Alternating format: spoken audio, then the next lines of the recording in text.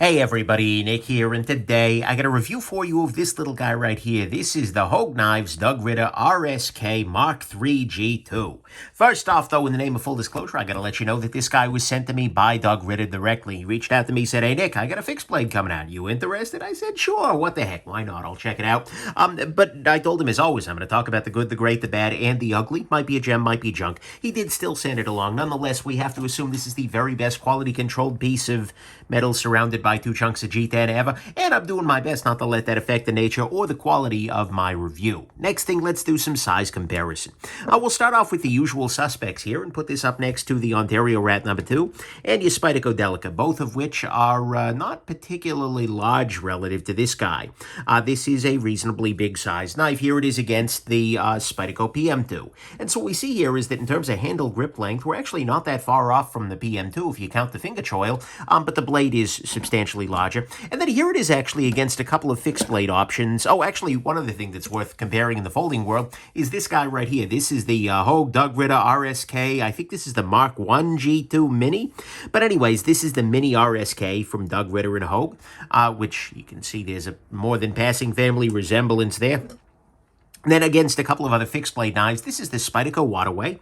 And so we see in terms of overall blade length, very, very similar. And here it is against the Bradford Knives Guardian 5.5. And so we see the Guardian's a little bit bigger than this guy, but nonetheless. And then finally against a ruler here where I will get you a blade length measurement. And the blade length measurement is in the 4.5-inch range, right? Depending how you want to measure it, but that's about where we're at here. So it is a relatively, it's a relatively large knife. Next thing is, you've probably noticed by the fact that I haven't folded it or unfolded it at any point in the review so far, this is a fixed blade knife. In fact, you can fold it, but just once, and it doesn't work afterwards, right?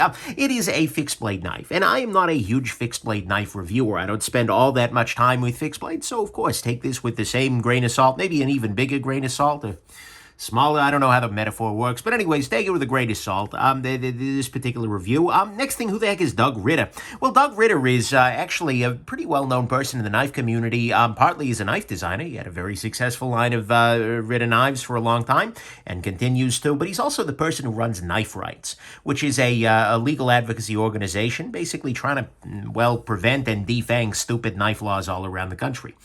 So he's good people, generally speaking, and is doing a lot of good work in the knife community, even outside of making knives. So you probably heard the name before. And then finally, this is going to be a quick review focusing on the good and the bad, because it's a fixed blade. There's not all that too much depth to go into here. So let's go ahead and talk about what I'm liking, what I'm not liking so much. On the good side, to start with, this is made in the States. Hogue Knives is making everything here in the US of the A. And of course, quality is about effort rather than geography, but I love seeing things being made locally, right? That's a beautiful thing. So I'm sure it is for you in your home country, and so if that matters to you, this is a really nice US-made fixed blade option. Next thing, this has this little back end extension sort of thing. And with this, with the gription of the handle here, which is actually very, very grippy here, this actually could serve as like a hammer or just a whacking on something sort of surface. I don't have a strong sense of exactly what you could do with it, and it's not out to a sharp point or anything like that. It is rounded at the end there, but I can see this being useful for like putting a stake into the ground or something like that, a stake with a piece of wood rather than, I guess you could use it to pound a sirloin into the ground. I don't freaking know. But anyways, it's got that back end extension, which could be handy. Next thing, the sheath on this guy. We'll talk more about the sheath later on, but it actually has a fair amount of extensibility.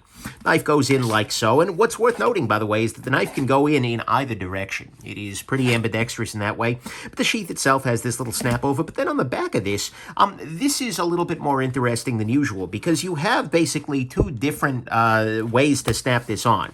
You can fold it up and then snap it onto your belt like so, which combined with these lower holes gives you the ability to make this kind of a drop leg sort of sheath. Or you can, use it in this way. You can also, by the way, put this sheath on while you've still got your belt and pants on, just by feeding these guys through, putting them through, and then snapping them closed. So you have a little bit more configurability that way. So between being ambidextrous as well as having the option of a lower or a higher hang, that's kind of a nice thing.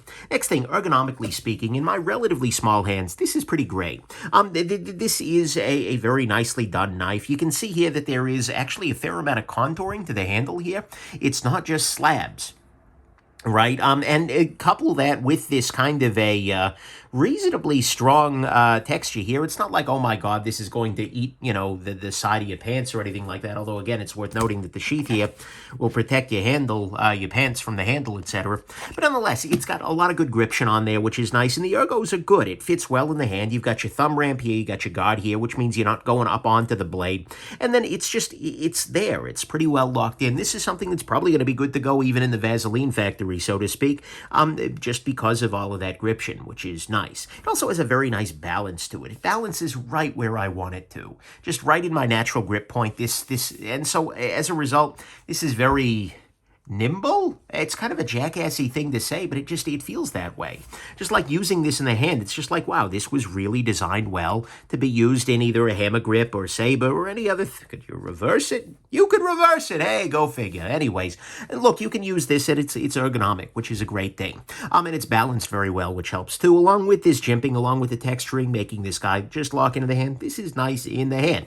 Next thing, this is actually, it feels relatively lightweight.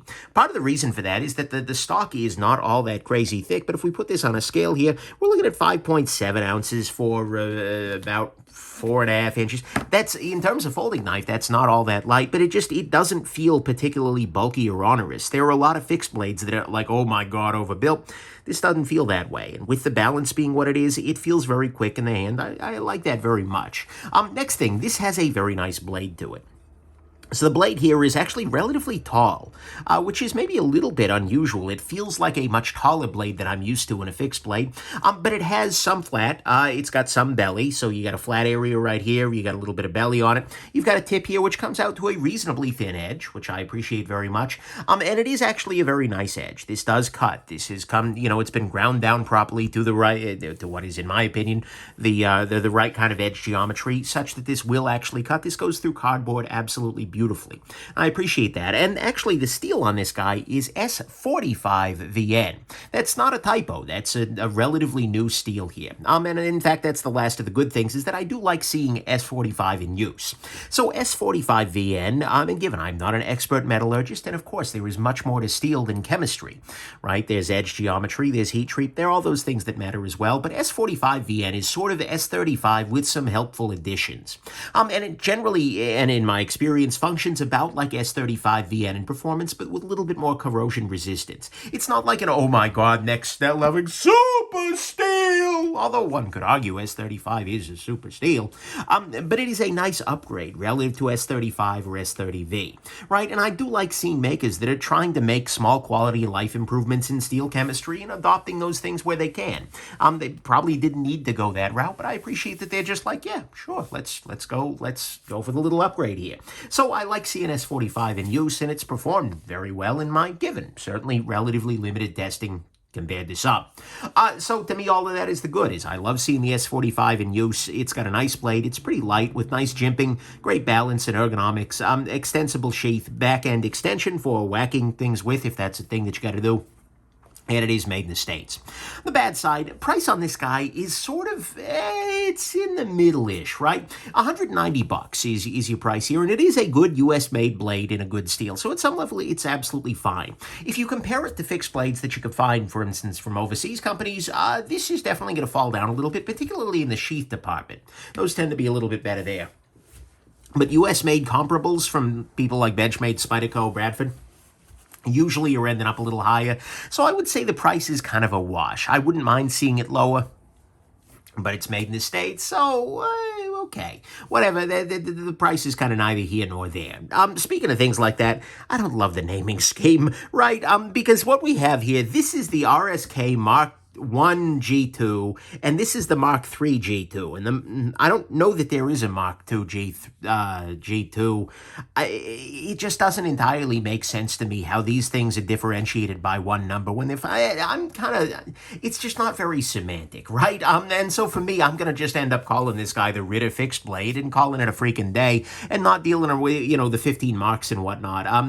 Whatever. That's just a little frustrating, because it's just like when somebody says, oh, do you you have the Doug Ritter RSK, but I have no literal way of figuring out what the heck they're talking about until I look it up, right?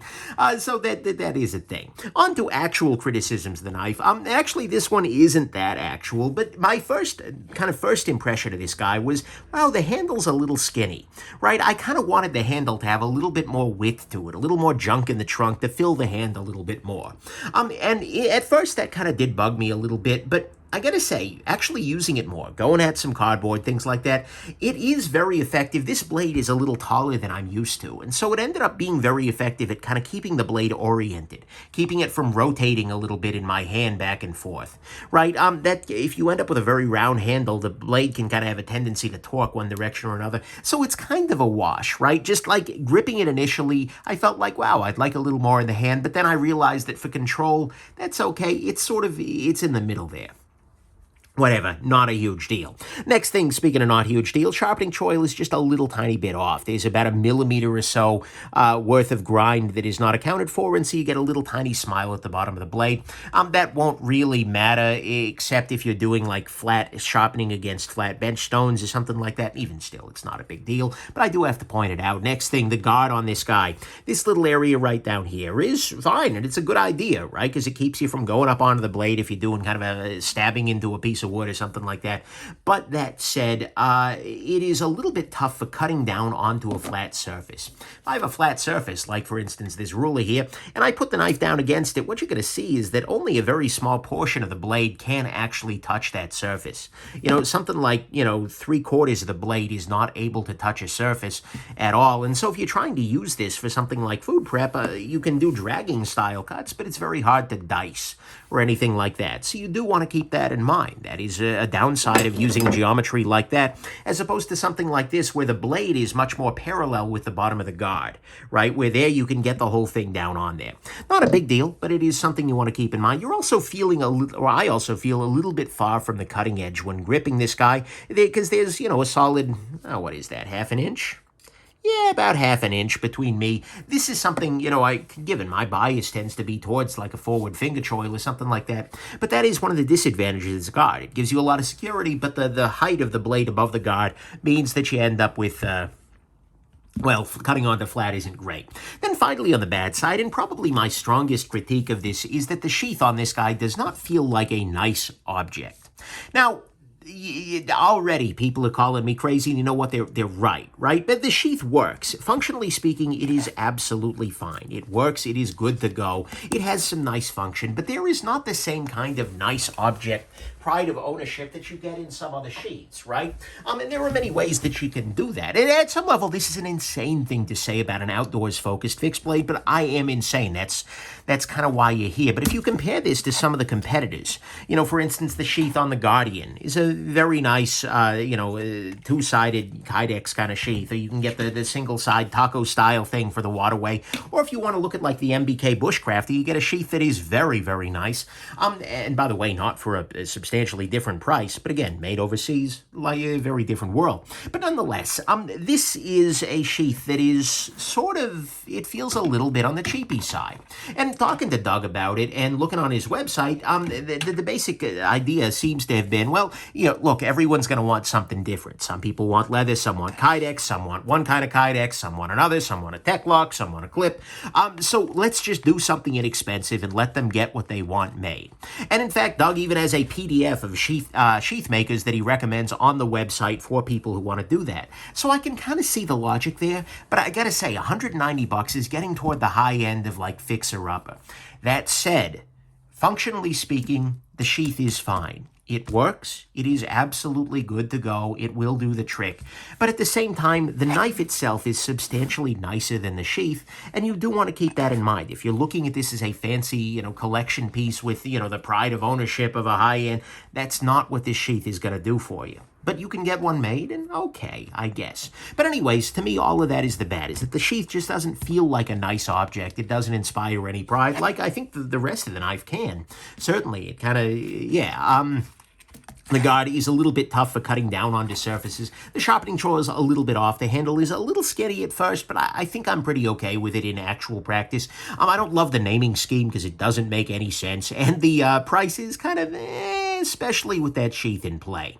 Final conclusion here, this is a nice little fixed blade, 100%. If you're looking at the knife itself, it is good to go, because it's made in the States with some interesting features, a sheath with a lot of functional extension, no matter what else. It's got good ergonomics, great balance and jimping. It's got a very nice, lightweight, lively feel to it, a nice blade, and it's featuring a steel that is, towards the cutting edge. Okay, that was not even an intentional pun, but there we are. And it's a nice quality of life improvement. Price on this guy is okay. I don't love the naming. Guard's a little awkward for cutting and gripping, and the sheath doesn't super impress, but on the whole, you know what? It's a pretty nice piece. Now, I want to be, again, clear with you here. I am not your top-of-the-line fixed bushcrafting blade reviewer, right? I used this guy some in the garden. I absolutely wrecked some boxes and envelopes with it, but I am not out here feather-sticking or hunting wild tofurkeys with this guy strapped to a freaking spear, right? So it's not like my endorsement carries the weight of a bushcrafting god over here. But the thing is, Doug Ritter's pretty serious business in the survival game, so I'm going to go on ahead and take his word that this is going to work well in that form. What I can offer you, though, is the perspective of a picky jackass of a knife reviewer, and I got to say, in that regard, it's a fine option for an American-made fixie. And in fact, it's a fine option that's on the lower end of the price bracket for an American-made fixed blade, right? Because it is well built, the blade is solid, it works great in the hand, and particularly with a custom sheath made, I can see this being something you'd be proud and happy to have in your collection. And it's going to be a fine little tool for your everyday life. So I guess that's my final conclusion here, is like, this is gonna work. It's absolutely a fine little functional fixie, and so if that's what you're after, then I think this little guy right here is literally made for you. You'll find the RSK A-OK. Hold on to your wallets. You might be tempted. Okay, anyways, hope this has been interesting to you, that I haven't dug myself too deep, and that you have yourselves absolutely wonderful rest of your day. Bye now.